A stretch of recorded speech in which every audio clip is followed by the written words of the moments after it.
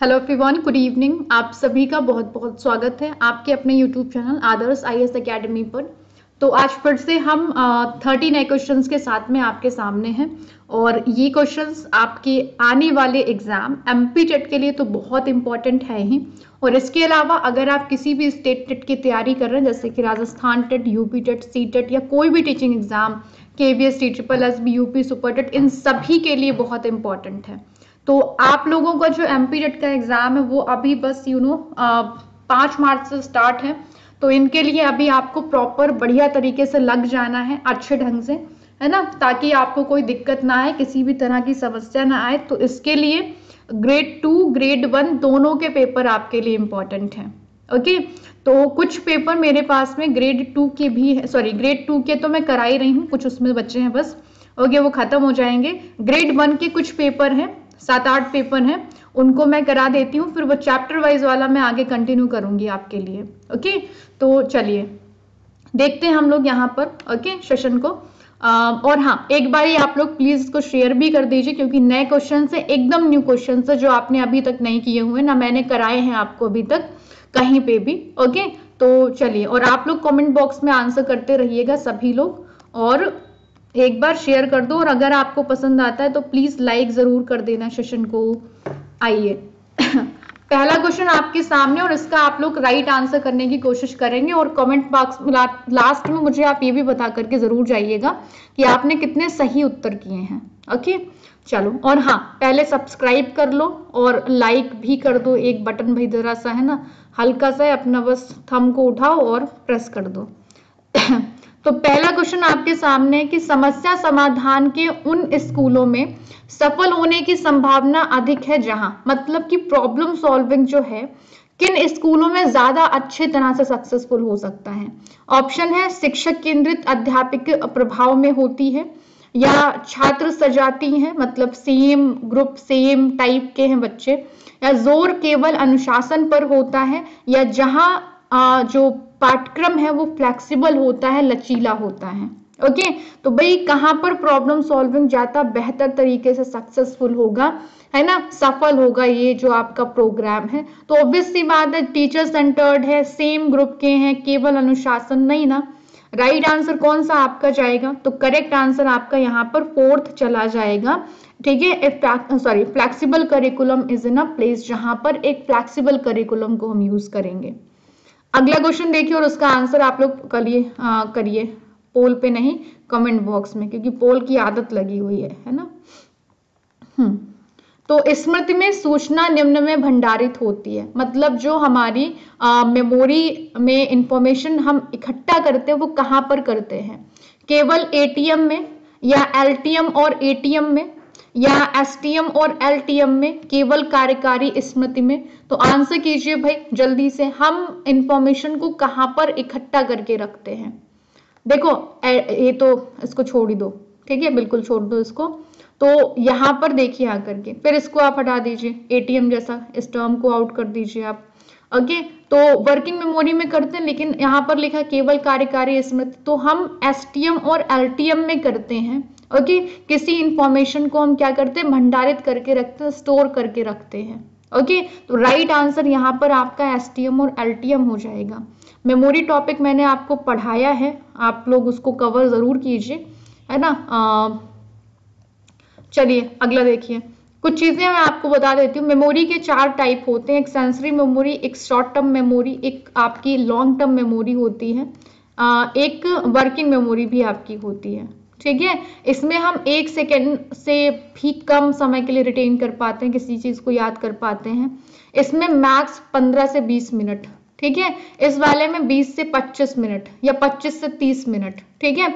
इस वाले में हम 30 से या 35 से फिर लॉन्ग, जब तक, है ना, कोई सीमा नहीं है। ओके, तो ये इंपॉर्टेंट टॉपिक है मेमोरी आपके एमपी टेट के लिए। मेमोरी से क्वेश्चन जरूर पूछा जाएगा आपसे। ओके, किसी दिन टाइम निकाल करके या किसी दिन सेशन में मैं आपको मेमोरी टॉपिक कवर करा दूंगी। ओके, चलिए अगला देखिए आकर के और आंसर कीजिए भाई। हाँ, एक संदेश के विषय वस्तु को प्राप्त करने के लिए सुनने की प्रक्रिया है। तो जांच विधि श्रवण है, निश्चेत मतलब निष्क्रिय या पैसिव जिसे कहते हैं, श्रवण है, उपरोक्त में से कोई नहीं विमर्शी यानी कि डिलैबरेटिव लिसनिंग है। विमर्शी मतलब जब डिस्कशन वगैरह करके हम है ना समझते हैं किसी इंफॉर्मेशन को। तो एक संदेश की विषय वस्तु को प्राप्त करने के लिए सुनने की प्रक्रिया क्या आपकी कहलाती है? तो आंसर भाई मुझे आप कीजिए जल्दी से, राइट आंसर क्या होगा? क्वेश्चंस में आज काफी कंफ्यूज होंगे आप लोग, है ना, क्योंकि अभी तक पढ़े तो है ही नहीं। तो अच्छा पहले एक एक करके इन सबको हम लोग समझ लेते हैं, ठीक है। तो आंसर करो भाई, प्रोबिंग लिसनिंग का मतलब क्या होता है? ये किस तरह की लिसनिंग होती है? जांच विधि श्रवण, ये हम वहां पर यूज करते हैं, मतलब जब प्रॉम्प्ट या स्पीकर की तरह, है ना, जब हमें कोई ज्यादा इंफॉर्मेशन देनी पड़ती है। क्यों देनी पड़ती है? क्योंकि दूसरा जिसने इस चीज को सुना है उसको वो इंफॉर्मेशन क्लियर नहीं हुई है, तो एक्स्ट्रा इंफॉर्मेशन हमको देनी पड़ती है तब वहां पर, ठीक है। तो ये चीज तो आपकी हो गई प्रॉब्लम, ये एक्टिव लिसनिंग होती है, तो ये तो यहाँ पर बात नहीं कर रहे हैं। पैसिव लिसनिंग का मतलब आपका होता है जो हम निष्क्रिय होकर के किसी चीज को लिसन करते हैं, तो ये तो आप आउट कीजिए, इसको भी आउट कीजिए। बच्चा हमारे पास में फोर्थ। तो डिलिबरेटिव लिसनिंग में क्या होता है ये मुझे कौन बता देगा जल्दी से, है ना, किसी को अगर पता हो इसके बारे में कुछ भी, डिलिबरेटिव लिसनिंग क्या होता है?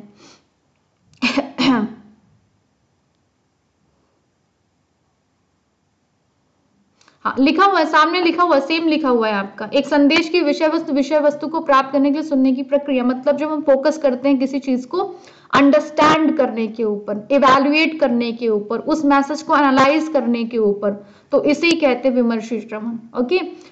अगला क्वेश्चन देखिए और आंसर कीजिए आकर के भाई। हाँ एक सेकेंड रुको, फोर्थ क्वेश्चन नहीं, हाँ। तो एक शिक्षक की शिक्षण प्रक्रिया में एक शिक्षक को हमेशा निम्न के लिए कोशिश करनी चाहिए। तो पर्याप्त गृह कार्य देने के लिए, छात्रों को अच्छी मनोवृत्ति में रखने के लिए, ऑप्शन नंबर सी है सजा की गंभीरता को बढ़ाने के लिए, या उचित फीडबैक और प्रबलन देने के लिए। तो भाई शिक्षण की प्रक्रिया में एक शिक्षक को हमेशा किस चीज की कोशिश करनी चाहिए?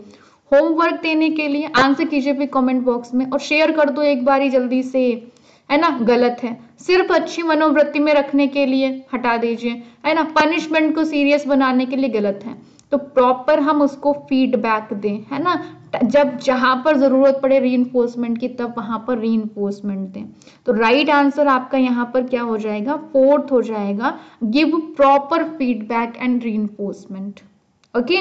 अगला देखिए आकर के और आंसर कीजिए भाई जल्दी से। चलिए, स्पैन ऑफ विजुअल अटेंशन, है ना, दृश्य मनोयोग की अवधि, मतलब विजुअल अटेंशन की जो हम अवधि, कितनी देर हम किस चीज को रिटेन कर पाएंगे, इसका मापन किसके द्वारा किया जाता है? तो आंसर आपका क्या होगा? पेरिस्कोप के द्वारा, माइक्रोस्कोप के द्वारा, या टेचिस्टोस्कोप के द्वारा, या कैलाइडोस्कोप के द्वारा।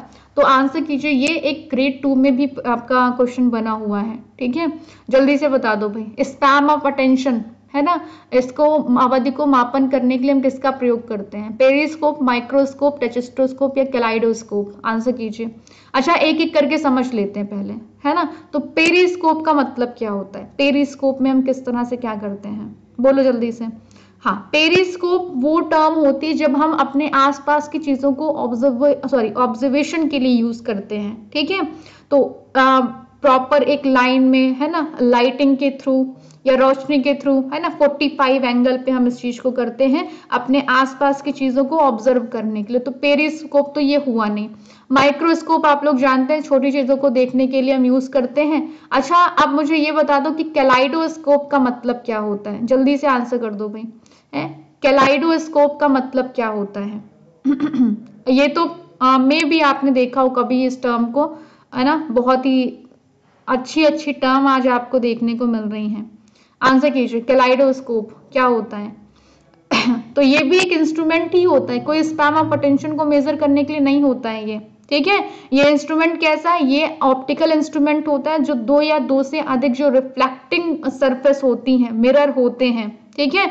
तो इनको एक के साथ में, एंगल के साथ में देखने के लिए, ठीक है, एक या एक से अधिक पार्ट को हम इसमें देखते हैं, तो ये कैलाइडोस्कोप है। राइट आंसर यहाँ पर टेचिस्टोस्कोप हो जाएगा, दृश्य मनोयोग की अवधि का मापन करने के लिए। क्वेश्चंस काफी अच्छे हैं आज के आपके, ठीक है। अच्छा आप आंसर मुझे कीजिए, कैलाइडोस्कोप किसने सबसे पहले इन्वेंट किया हुआ है? कोई बता सकता है? आंसर कर दो जल्दी से भाई। हाँ, तो कैलाइडोस्कोप जो आपका इन्वेंट किया सबसे पहले डेविड ब्रूस्टर ने किया हुआ है। ओके, अगला क्वेश्चन देखिए और भाई आंसर कीजिए आकर के कमेंट बॉक्स में जल्दी से। सबसे अलग या हटकर चिंतन निम्न में से संबंधित है। ऑप्शन है आपके सामने भाई, अपसारी चिंतन है, ऑप्शन नंबर बी है तार्किक चिंतन है, ऑप्शन नंबर सी है मूल्यांकनात्मक चिंतन है, या ऑप्शन नंबर 4 है अभिसारी चिंतन है। तो जल्दी से कमेंट बॉक्स में आंसर कीजिए कि इस क्वेश्चन का राइट आंसर क्या होगा। सबको पता होगा, एक जाना पहचाना क्वेश्चन आपको लगा है। ओके, तो out of the box thinking आपकी कौन सी थिंकिंग होती है? हाँ जी, तो out of the box thinking आपकी होती है डाइवर्जेंट थिंकिंग, जहां पर हम अलग अलग डायमेंशन से हर एक चीज के बारे में सोचते हैं, एक पैटर्न पे नहीं सोचते हैं, अलग अलग डायमेंशन से अलग अलग तरह से हम सोचते हैं। ये डाइवर्जेंट थिंकिंग होती है जो कि सृजनात्मक चिंतन के साथ में जुड़ी हुई है, क्रिएटिविटी के साथ में।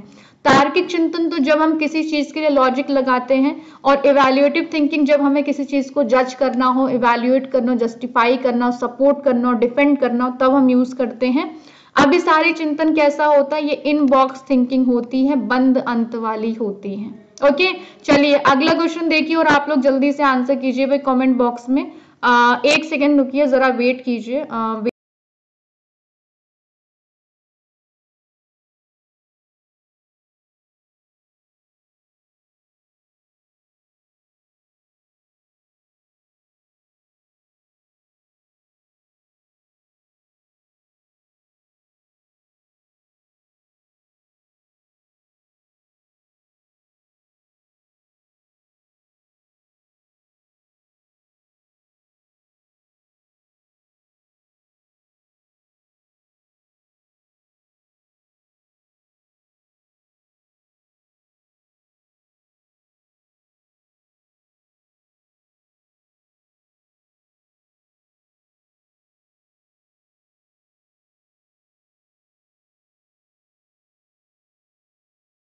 कंटिन्यू करते हैं आगे हम लोग। हाँ, तो अगला क्वेश्चन आपके सामने कि समावेशी शिक्षा एक स्कूल शिक्षा प्रणाली को संदर्भित करती है, जो मतलब जो आपकी इंक्लूसिव एजुकेशन है वो किस तरह की स्कूल सिस्टम को, स्कूल एजुकेशन सिस्टम को रेफर करती है।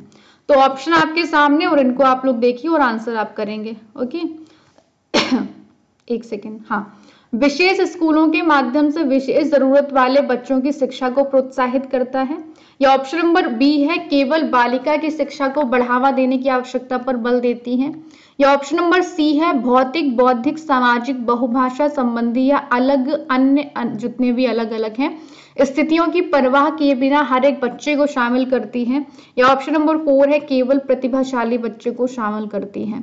तो जल्दी से आंसर कीजिए भाई, समावेशी शिक्षा एक स्कूल शिक्षा प्रणाली को संदर्भित करती है जो, तो किसको?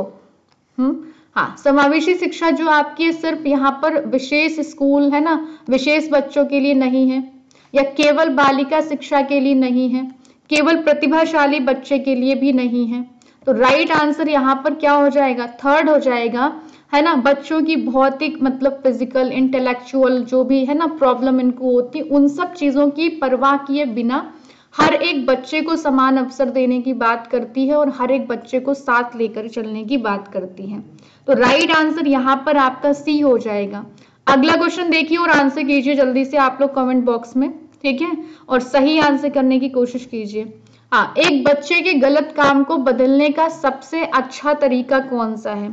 मतलब कोई बच्चा कुछ गड़बड़ करता है, कुछ शैतानी कर रहा है, तो आप किस तरह से उसको बदल सकते हैं? ऑप्शन है एक और मौका दे करके, ऑप्शन नंबर बी है अच्छे नैतिक मूल्य को शिक्षण दे करके, या तीसरा दंड दे करके, या आप उसे पुरस्कार दे करके। तो भाई किस तरह से आप उसको चेंज कर सकते हैं? देखो, एक मौका देंगे तो भाई एक बार गलती करी दोबारा रिपीट करेगा, पनिशमेंट देंगे तो और बच्चा जिद्दी हो जाएगा, रिवॉर्ड देंगे तो मतलब फिर वो बार बार वही गलत काम करेगा। तो क्या करेंगे यहाँ पर? बी राइट आंसर हो जाएगा, अच्छे नैतिक मूल्य को शिक्षण दे करके, ठीक है, उसके अंदर गुड वैल्यूज को हम लेकर के आएंगे। ओके, चलिए अगला क्वेश्चन देखिए और आंसर कीजिए आकर के आप लोग जल्दी से। हाँ, the best way of helping the learning disabled is to, मतलब कि अधिगम में अक्षम व्यक्ति की सहायता करने का सबसे सर्वश्रेष्ठ तरीका कौन सा है? ओके, जो डिसेबल चाइल्ड है उन बेस्ट वे कौन सा है उनको हेल्प करने का? तो ऑप्शन है उनके मूलभूत कौशलों जैसे पढ़ना लिखना स्पेलिंग समझ को बेहतर बनाए, या ऑप्शन नंबर बी है जोर दे कि वे अपनी अक्षमता पर जीत कर पाए, या सी है उन्हें अध्ययन के लिए कम चीजें दें, या डी है उन्हें कम गृह कार्य दें। तो भाई आंसर कीजिए, जो लर्निंग डिसेबिलिटी बच्चे हैं तो उनमें हम उनके लिए क्या करें, how to treat them, answer कीजिए भाई। हाँ मतलब कि जोर दे रहे हैं अक्षमता पर जीत पाए, है ना, अध्ययन के लिए कम चीजें दे रही फिर तो और भी ज्यादा है ना डिसेबिलिटीज आएंगी, कम होमवर्क दे रहे हैं गलत चीजें हैं यहाँ पर। तो हम क्या करेंगे, जो बेसिक स्किल है जैसे कि राइटिंग है, लिसनिंग है, स्पीकिंग है, ठीक है, अंडरस्टैंडिंग है, इन चीजों को बच्चों में क्या करेंगे हम बेहतर बनाएंगे, तो फर्स्ट करेक्ट आंसर आपका हो जाएगा। अगला क्वेश्चन देखिए और आंसर भाई कीजिए जल्दी से आप लोग। तो छात्रों को उनका अध्ययन अच्छी तरह से करने में सहायता करने का सबसे अच्छा तरीका क्या है? ओके, मतलब अगर आप उन्हें स्टडी में सबसे बेस्ट तरह से अगर आप उनको सिखाना चाहते हैं तो सबसे बेस्ट तरीका क्या है? ऑप्शन है मार्गदर्शन और परामर्श, ऑप्शन नंबर बी है सजा देकर के, ऑप्शन नंबर सी है कठोर और सख्त अनुशासन देकर के, या ऑप्शन नंबर 4 है पुरस्कार देकर के। तो भाई छात्रों को उनको अध्ययन अच्छी तरह से करने में अगर आप हेल्प करना चाहते हैं तो सबसे बेस्ट वे कौन सा होगा? तो सबसे अच्छा तरीका आपका कौन सा होगा? सजा देना या कठोर और सख्त अनुशासन या पुरस्कार तो नहीं होगा। अगर हम उनको सही अच्छी तरह से हेल्प करना चाहते हैं तो राइट आंसर क्या हो जाएगा? हाँ, तो करेक्ट आंसर यहाँ पर आपका मार्गदर्शन और परामर्श हो जाएगा। उनको गाइडेंस देंगे और काउंसलिंग करेंगे, ठीक है, तो ये चीज ध्यान रखिएगा।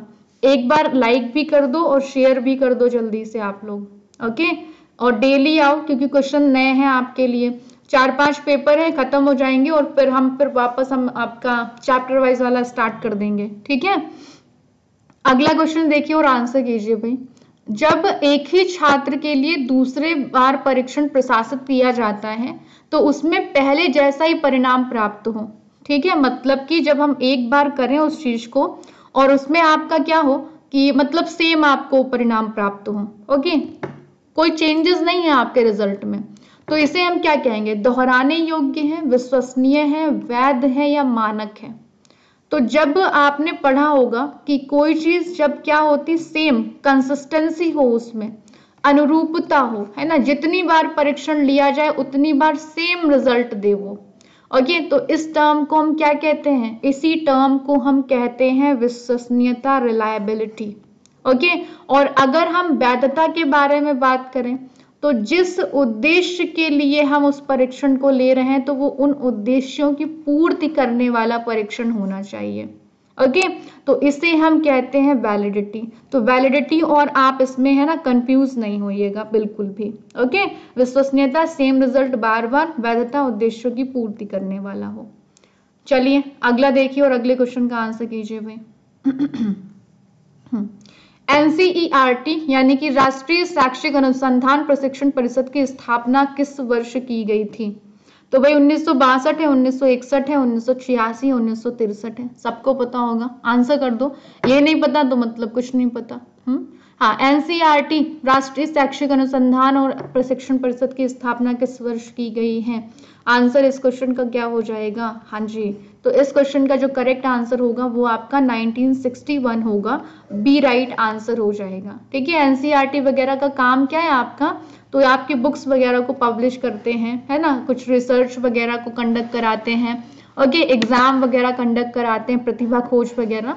अच्छा अगला क्वेश्चन देखिए और आप आंसर कीजिएगा आकर के यहाँ पर। संज्ञानात्मक विकास का उच्चतम स्तर कौन सा है? मतलब कि highest level of cognitive development. अच्छा पहले तो आंसर करो कि ये कॉग्निटिव डेवलपमेंट थ्योरी दी किसने है? हाँ, कॉग्निटिव डेवलपमेंट थ्योरी किसने दी है? तो पियाजे ने दी हुई है, ओके, तो बताओ सेंसरी मोटर स्टेज है या कॉन्क्रीट ऑपरेशनल स्टेज है या प्री ऑपरेशनल स्टेज है या फॉर्मल ऑपरेशनल स्टेज है? तो highest level of cognitive development आपका यहाँ पर क्या हो जाएगा? जल्दी से आंसर कीजिए भाई। हाँ, तो हाईएस्ट लेवल आपका हो जाएगा फॉर्मल ऑपरेशनल स्टेज, और अगर लोएस्ट के पास जाए तो फर्स्ट वाला ये लोएस्ट है, ओके, तो पहली स्टेज आपकी ये है जो कि जन्म से 2 वर्ष है, दूसरी स्टेज आपकी ये है जो कि 2 से 7 वर्ष है, तीसरी स्टेज ये है जो कि 7 से 11 वर्ष है, चौथी स्टेज है जो कि 11 to 15 ईयर्स है। ठीक है, फर्स्ट स्टेज की ही 6 सब स्टेज भी हैं, इंपॉर्टेंट है, पूछी जाती हैं, पढ़ाई हैं। जो दूसरी स्टेज है इसी की 2 सब स्टेज भी हैं। ओके, चलिए तो अगला क्वेश्चन देखिए और आंसर कीजिए आकर के भाई। समूह शिक्षण का कौन सा लाभ नहीं है, मतलब कि कौन सी टीम टीचिंग की एडवांटेज नहीं है। ऑप्शन है शिक्षकों को बेहतर वित्तीय लाभ मिलना, या ऑप्शन नंबर बी है शिक्षण तकनीकों का बेहतर प्रयोग करना, या ऑप्शन नंबर सी है बेहतर योजना, या ऑप्शन नंबर 4 है संसाधनों का बेहतर उपयोग करना। तो समूह शिक्षण का लाभ कौन सा नहीं है, which is not the advantage of team teaching. तो देखो आकर के टीम टीचिंग में हम एक साथ पढ़ाएंगे, ठीक है, ओके, तो हम बढ़िया बढ़िया टेक्निक को यूज करेंगे, एक बेहतर प्लानिंग बनाएंगे, जो भी रिसोर्सेज होंगे उनका हम बढ़िया से प्रयोग भी करेंगे। ओके, तो यहाँ पर शिक्षकों को बेहतर वित्तीय लाभ है ना, इसके लिए थोड़ी नाम करते हैं टीम टीचिंग। तो फर्स्ट वाला आपका आउट हो जाएगा और फर्स्ट हो जाएगा राइट आंसर नहीं के अकॉर्डिंग। ठीक है, अगला क्वेश्चन देखिए और आंसर कीजिए आकर के भाई। दृश्य आधारित शिक्षार्थी के लिए कौन सी अध्ययन प्रणाली बेहतर होती है, मतलब जो विजुअल लर्नर है इनके लिए कौन सी टेक्निक सबसे अच्छी होगी। ओके, तो खेल वाली टेक्निक, या एसोसिएशन टेक्निक मतलब जोड़ करके सिखाना, या कॉग्निटिव या कॉन्सेप्ट मैपिंग अवधारणा मानचित्रण, या पठन या अनुवाचन प्रणाली। तो जल्दी से आंसर कीजिए भाई, कौन सी सबसे बेहतर प्रणाली होगी जो दृश्य आधारित बच्चे हैं उनके लिए। आंसर कर दीजिए भाई जल्दी से। हाँ, तो दृश्य आधारित है, इसके लिए भाई खेल खिलाना, तो उसके लिए तो बॉडी प्रॉपर है ना, मूवमेंट वगैरह होनी चाहिए, तो ये तो नहीं होगा। एसोसिएशन फिर वो जोड़ने के बारे में बात करी है ना, पठन तो रीडिंग स्किल के बारे में तो बात करी नहीं थी, हमने ये कहा था कि जो दृश्य आधारित है मतलब दिखने वाला। ठीक है, तो इसके लिए हम क्या करेंगे, हम कॉन्सेप्ट मैपिंग है ना, अवधारणा मानचित्रण का यूज करेंगे। कॉन्सेप्ट मैपिंग क्या होती है, एक हम खाका तैयार कर देते हैं सारी सूचनाओं को है ना आपस में जोड़ते हुए, तो इजी तरीके से हम चीजों को समझ जाते हैं। अब आप मुझे आंसर करके ये बताइए कि भाई कॉन्सेप्ट मैपिंग जो टर्म है वो किसकी दी हुई है, बताओ कॉन्सेप्ट मैपिंग टर्म किसने दी है, जल्दी से आंसर कीजिए भाई। हाँ, तो कॉन्सेप्ट मैपिंग टर्म आपको दी है डी नोवेक ने। ओके, चलिए अगला क्वेश्चन अब हम शुरू करते हैं, देखते हैं भाई, आइए जल्दी से। हाँ, तो आप आंसर कीजिएगा और इसको एक बारी जल्दी से शेयर भी कर दो क्लास को, और आप लोग ये वाली क्लास भी रोज ही लिया करो है ना, और बहुत लंबा सेशन भी नहीं है कि बहुत ज़्यादा टाइम जा रहा है, थोड़ा सा नेट बचा करके रखा करो, ठीक है, ताकि आप इन चीज़ों को भी कवर कर लें, क्योंकि ये भी चीज़ें इंपॉर्टेंट है। देखिए आप खुद ही क्वेश्चंस कितने नए नए हैं आपके लिए। ओके, हाँ, अगला देखिए आकर के, प्राथमिक शिक्षा निम्न के प्रयास से एक महत्वपूर्ण कार्यक्रम बन गई। तो ऑप्शन है doctor Radhakrishnan, option number B है doctor Rajendra Prasad, option number C है Mahatma Gandhi, option number D है रविंद्रनाथ टैगोर। तो भाई प्राथमिक शिक्षा निम्न में किसके प्रयासों के माध्यम से भाई एक इंपॉर्टेंट प्रोग्राम बन गई। तो राइट आंसर इस क्वेश्चन का क्या होगा, राधा कृष्णन, राजेंद्र प्रसाद, महात्मा गांधी या रविंद्रनाथ टैगोर। आंसर करके जल्दी से बता दीजिए भाई। हाँ, तो यहाँ पर जो राइट आंसर हो जाएगा वो आपका क्या हो जाएगा तो महात्मा गांधी। ठीक है, थर्ड करेक्ट आंसर हो जाएगा इनके द्वारा। अब अच्छा आंसर करो, बुनियादी शिक्षा तालीम ये टर्म ये किसने दिया हुआ है, बेसिक शिक्षा पद्धति या बुनियादी शिक्षा तालीम। हाँ, तो ये भी महात्मा गांधी जी का ही है। ओके, अगला देखिए और आंसर कीजिए आकर के भाई। हाँ, क्लॉज ऑफ फ्रेज निम्न में से किसकी धारणा की एक इकाई है। ठीक है, क्लॉज ऑफ फ्रेज तो छवि है, अवधारणा है, या भैया भाषा है, या विचार है। जल्दी से आंसर कर दीजिए मुझे, क्लॉज ऑफ फ्रेज। ओके, हाँ मैं वेट कर रही हूँ, गलत आंसर बिल्कुल भी नहीं, सारे सही आंसर ही कीजिए जल्दी से। ओके, अच्छा ये टर्म पढ़ी भी आपने नहीं होगी है ना, क्लॉज ऑफ फ्रेज वाली। ओके, मे भी आपको याद हो, तो क्या होगा इसमें हाँ, तो राइट आंसर यहाँ पर भाषा, क्योंकि भाषा के साथ में जुड़ी हुई है, थर्ड करेक्ट आंसर होगा। क्लॉज ऑफ फ्रेज का मतलब क्या होता है, क्लॉज ऑफ फ्रेज का मतलब होता है एक group of words that contains a subject और वर्ब। ठीक है, तो ये जुड़ा हुआ है किसके साथ में, जुड़ा हुआ है आपकी भाषा के साथ में, लैंग्वेज के साथ में जुड़ा हुआ है।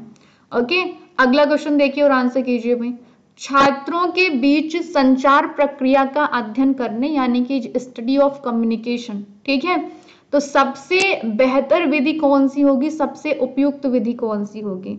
ओके, केस स्टडी मेथड होगा या सिस्टमेटिक ऑब्जर्वेशन होगा या प्रयोगात्मक विधि होगा या आत्मनिरीक्षण विधि होगा। मतलब हमें बच्चों के बीच में कम्युनिकेशन प्रोसेस को स्टडी करना है, तो क्या करना चाहिए छात्रों के बीच में संचार प्रक्रिया का अध्ययन करने के लिए। हाँ, तो देखो केस स्टडी तो उनके लिए जो प्रॉब्लमेटिक चाइल्ड हैं, ठीक है, उनके लिए हो जाएगा। कुछ अगर मान लो पता लगाना है, प्रयोगात्मक विधि भी किसी पर्टिकुलर चीज के बारे में जब हमको पता लगाना है तो उसके लिए हम यूज करेंगे। अगर इंट्रोस्पेक्शन के बारे में तो अपने बारे में जानने के लिए इंट्रोस्पेक्शन मेथड का यूज करेंगे। लेकिन अगर हमें communication process step by step होता है तो हमें क्या करना पड़ेगा, हमें एक सिस्टमेटिक वे में ऑब्जर्वेशन करना पड़ेगा।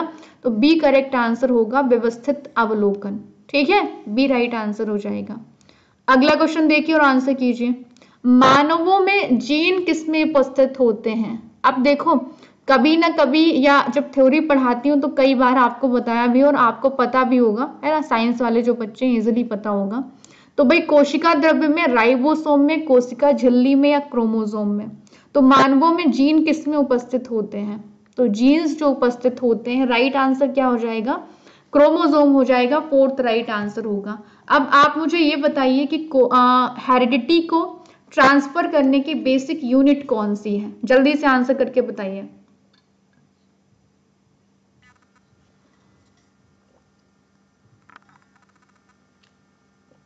हाँ, तो बेसिक यूनिट आपकी कौन सी हो जाएगी तो जीन ही आधारभूत इकाई है किसको ट्रांसफर करने की, हेरिडिटी को ट्रांसफर करने की। ओके, तो चलिए अगला क्वेश्चन देखिए आकर के। छोटी कक्षाओं के साथ शिक्षक खाली स्थान में अधिक सक्षम होते हैं। ओके, तो ऑप्शन आपके कौन से हैं, शिक्षण के दौरान धीमी गति से जाने में, या बी है अधिक व्यक्तिगत अनुभवों को बताने में, या सी है छात्रों के बीच व्यक्तिगत मतभेदों के लिए अनुकूल निर्देशन में, या फोर्थ है पाठ्येतर गतिविधियों के लिए अतिरिक्त जगह का उपयोग करने में। तो भाई छोटी कक्षाओं के साथ शिक्षक खाली स्थान में अधिक सक्षम होते हैं, किसके साथ में, आंसर कीजिए भाई अगर मान लो एक कोई जैसे कि 25 बच्चों की क्लास है, कोई एक 50 बच्चों की क्लास है, तो क्या ज्यादा इजी रहेगा, ये छोटी क्लास है, ये बड़ी क्लास हो गई, है ना, धीमी गति से जाने में या एक्सपीरियंस को बताने में या अतिरिक्त जगह का उपयोग करने में। तो सबसे ज्यादा क्या होगा, हम इंडिविजुअली हर एक बच्चे के ऊपर ध्यान दे पाएंगे, है ना। तो राइट आंसर आपका थर्ड हो जाएगा यहाँ पर, adept instructions to individual differences among student. अगर छोटी क्लास होगी तो प्रॉपर हर एक बच्चे के ऊपर हम फोकस कर पाएंगे। ओके, और हर एक बच्चे को हम देख पाएंगे, उसके अकॉर्डिंग हम प्लानिंग कर पाएंगे। तो सबसे बेस्ट चीज तो यही हो जाती है छोटी कक्षाओं के साथ में।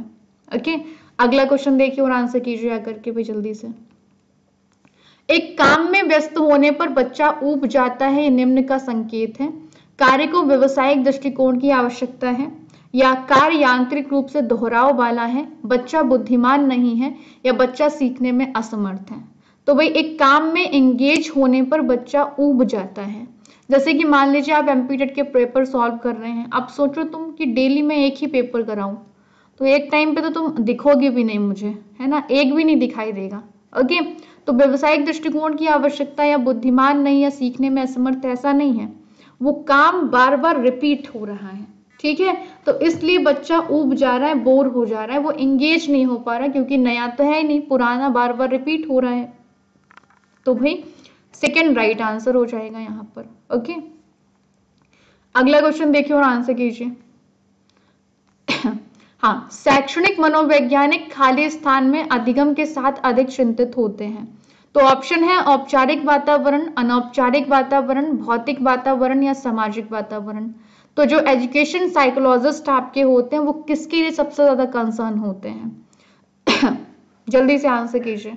हाँ, तो यहाँ पर राइट आंसर आपका हो जाएगा फॉर्मल इन्वायरमेंट के साथ में, ठीक है, क्योंकि ये जितना भी प्रयोग करते हैं वो सब एक प्रॉपर कंट्रोल्ड इन्वायरमेंट में करते हैं। कोई है तो नहीं कि मतलब ऐसे ही सीधा ऑब्जर्व कर रहे हैं, ठीक है। तो ये सबसे ज्यादा कंसर्न होते हैं क्योंकि इन्होंने बौद्धिक विकास वगैरह की क्लासरूम में कैसे इंप्लीमेंट करना है, एजुकेशन में कैसे इंप्लीमेंट करना है, ठीक है। तो राइट आंसर आपका यहाँ पर फॉर्मल एनवायरनमेंट हो जाएगा। अच्छा, फॉर्मल एनवायरनमेंट में कौन कौन सी जगह आती हैं, एक बार आंसर करके बताइए।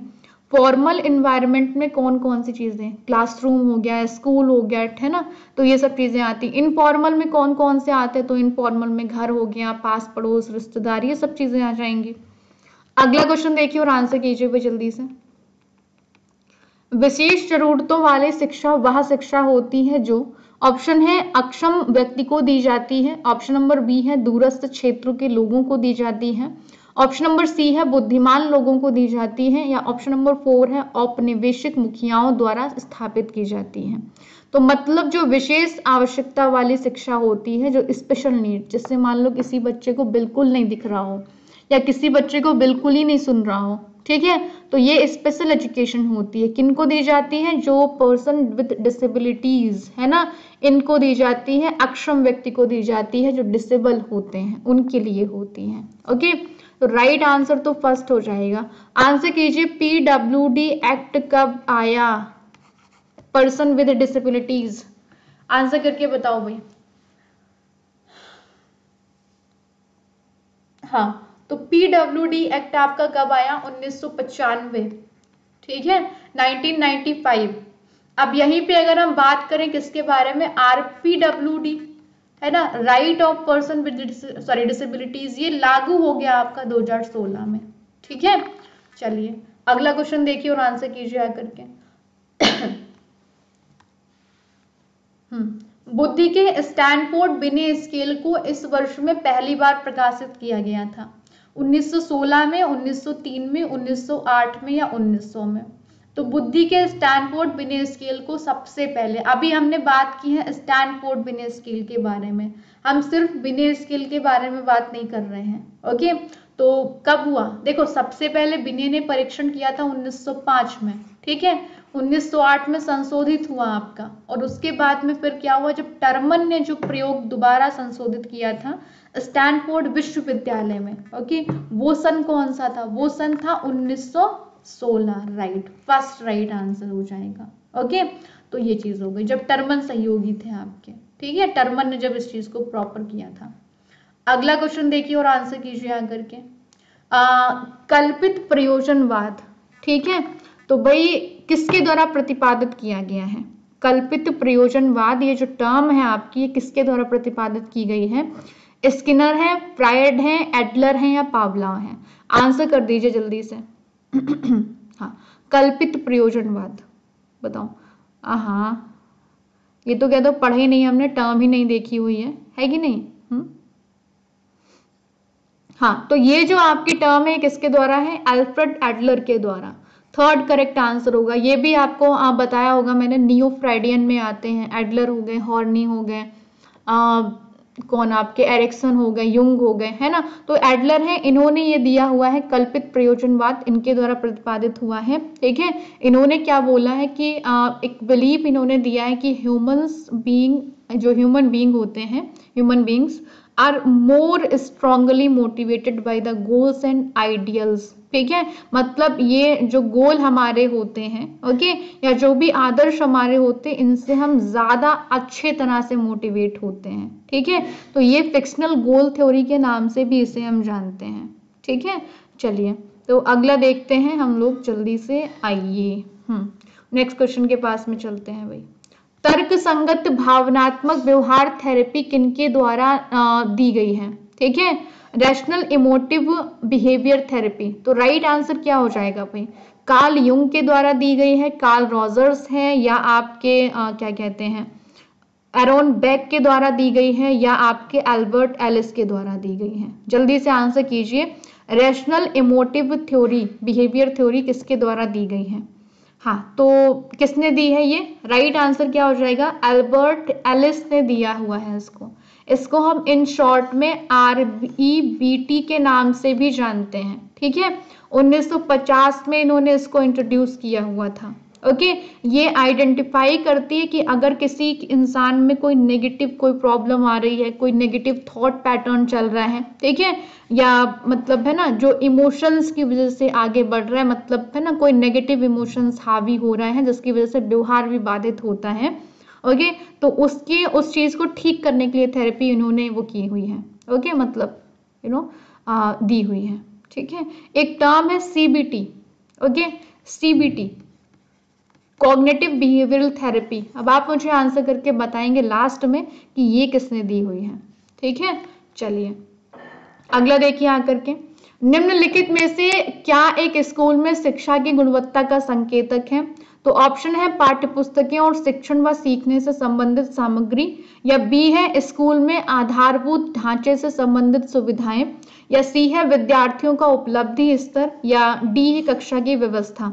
तो निम्नलिखित में से क्या एक स्कूल में शिक्षा की गुणवत्ता का संकेतक है? तो भाई मतलब बुक्स वगैरह है ना, या आधारभूत ढांचे की सुविधाएं। राइट आंसर क्या होगा? कक्षा की व्यवस्था। अब स्कूल में कितनी एजुकेशन क्वालिटेटिव है, मतलब कितनी गुणवत्तापूर्ण है, ये तो पता लगेगा ना बच्चे का अचीवमेंट लेवल कैसा है, बच्चा कितना स्कोर कर पा रहा है, बच्चे ने कितना सीखा है, बच्चे ने क्या कौन कौन सी चीजें अचीव करी हैं, है ना, तो उससे पता लगेगा। तो राइट आंसर यहाँ पर आपका थर्ड हो जाएगा, स्टूडेंट अचीवमेंट लेवल। ओके तो इससे हमें पता लगेगा कि आपकी एजुकेशन की क्वालिटी भी क्या है। ओके आइए निम्नलिखित में से कौन सा शिक्षक अधिकारवादी शिक्षण शैली के साथ पहचाना जा सकता है? ओके तो अबंध शिक्षक है, लोकतंत्रीय शिक्षक है, निष्पक्ष शिक्षक है, या प्रत्यक्ष निर्देश शिक्षक है। ओके मतलब कि अधिकारवादी शिक्षण शैली के साथ में कौन आपका पहचाना जाएगा? जिस तरह से पेरेंटिंग स्टाइल आपकी होती थी इसी तरह से टीचर की भी आपकी स्टाइल है। ओके तो इसके बारे में आंसर कीजिए जल्दी से हाँ जल्दी से बता दीजिए। अच्छा यहाँ पर कई सारी नई नई टर्म हमको देखने को मिल रही हैं, है ना, तो पहले तो अबंध शिक्षक के बारे में बताइए कि इनका मतलब क्या होता है, फिर मैं आंसर आपको इनके बारे में बता दूंगी, है ना, कोई दिक्कत वाली बात नहीं है हाँ अबंध शिक्षक मतलब जिनको कोई फर्क ही नहीं पड़ता, मतलब है ना आराम से तुम्हारा जो मन करे, है ना, कुछ थोड़ी थोड़ी सी डिमांड होती है, बाकी तो कोई है ना कंट्रोल होता है इनका स्टूडेंट के ऊपर। ओके तो इस टीचिंग स्टाइल में क्या होता है, फ्यू डिमांड मतलब थोड़ी सी डिमांड, और इसके अलावा बच्चों के ऊपर उसी के साथ में कंट्रोल होता है। ठीक है ये चीज होती है, मतलब क्लासरूम में तुम्हारा जो मन करे वो करो। Okay do your own things, describe this classroom. Okay ये चीज आपकी होती है। ठीक है वो मॉनिटर नहीं करते हैं। अब अगर हम बात करें लोकतंत्री के बारे में, जो हर एक चीज को एकदम साथ में लेकर के चलते हैं, है ना, तो ये तो डेमोक्रेटिक वाले हो गए।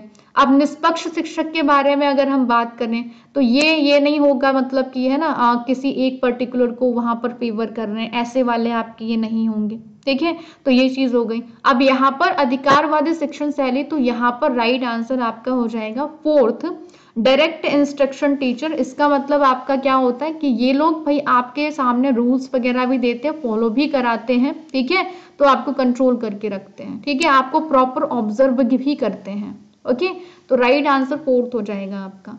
अगला क्वेश्चन देखिए आकर के यहाँ पर, क्लासिकल कंडीशनिंग थ्योरी ये कौन प्रवर्तक थे इसके? स्किनर है, पावलाव है, कोहलर है, या फ्राइड है? तो आंसर कर दीजिए जल्दी से, क्लासिकल कंडीशनिंग थ्योरी के प्रवर्तक भाई कौन है? हाँ जी तो क्लासिकल कंडीशनिंग थ्योरी हमको दी हुई है किसने? पावलाव ने दी हुई है। ओके बी करेक्ट आंसर होगा, जिसके लिए इन्होंने कुत्ते पर प्रयोग किया हुआ है। अब आप मुझे बताएंगे कि पावलाव की थ्योरी का पावलाव की बुक का नाम क्या है? जल्दी से बता दीजिए भाई, पावलाव की बुक का नाम क्या है? हाँ जी कौन बताएगा? नहीं आता तो नहीं करो, नहीं तो मैं ही बता दूं। हाँ तो पावलाव की बुक का नाम है आपका यहाँ पर क्या, कंडीशनड रिफ्लेक्स। ठीक है ये इनकी बुक का नाम है। चलिए अगला क्वेश्चन देखिए आकर के, लास्ट क्वेश्चन आज का, अल्पकालिक स्मृति के संदर्भ में निम्न में से क्या सत्य है? ठीक है मतलब जो आपकी मेमोरी कैसी होती है, शॉर्ट टर्म मेमोरी होती है, उसके बारे में यहाँ पर क्या सत्य है? तो सीमित क्षमता, सूचना का संक्षिप्त भंडारण, असीमित क्षमता, 20 सेकंड से कम भंडारण की अवधि। ओके तो यहाँ पर शॉर्ट टर्म मेमोरी के बारे में कौन सी चीजें सही लिखी हुई हैं? अब देखो आकर के, सीमित क्षमता लिमिटेड चीजों को हम एक्वायर कर पाते हैं, ओके, संक्षिप्त भंडारण है, सही लिखा हुआ है ना, ये नहीं ढेर सारा हमने रिटेन कर लिया। 20 सेकंड से कम भंडारण के बाद, ये भी आपको बताया होता, 15 से 20 सेकंड हम मैक्स हम इसको रिटेन कर पाते हैं। ठीक है, तो यहाँ पर 1, 2 और 4 ठीक लिखे हुए हैं। ओके, क्योंकि ये क्षमता LTM की दी हुई है। ओके, तो आप लोगों को आज के क्वेश्चंस कैसे लगे, पहले तो मुझे ये बताइए जल्दी से, आज के जितने भी क्वेश्चंस है वो किस तरह के लगे हैं, आपको समझ में आए हैं कि नहीं आए हैं कुछ? हाँ, जो नई नई टर्म आपने देखी है उनको तो आप अपने नोट्स में राइट डाउन करेंगे। ओके, तो ज्यादा पेपर नहीं है ऐसे। ओके, कुछ ही पेपर हैं जिनको मैं कवर करा दूंगी आपको यहाँ पर, तो आप इनको देख लेंगे और फिर मैं चैप्टर वाइज वाला भी स्टार्ट करके कवर करा दूंगी एक बारी। और रोज 10:30 बजे वाली भी क्लास, 9 बजे वाली भी क्लास लेते रहो, क्योंकि उसमें कुछ ही पेपर बच्चे खत्म होने वाले हैं। 20 या 25 मिनट का सेशन वो होता है, बहुत लंबा सेशन नहीं है। ठीक है, तो बेसिकली अगर दोनों हम मिलाकर के बात करें तो वही 1 घंटे का सेशन आपका जाता है, 1 घंटे का कुछ थोड़ा सा एक्स्ट्रा। कल वाले वीडियो को जरूर आप लोग देख लीजिएगा अगर अभी तक नहीं देखा हुआ है। ठीक है, तो फिर हम लोग मिलेंगे अगली क्लास में, तब तक के लिए bye bye, take care, wish you all the best, good night, thank you so much, और फिर मिलते हैं अगले सेशन में हम लोग। Thank you.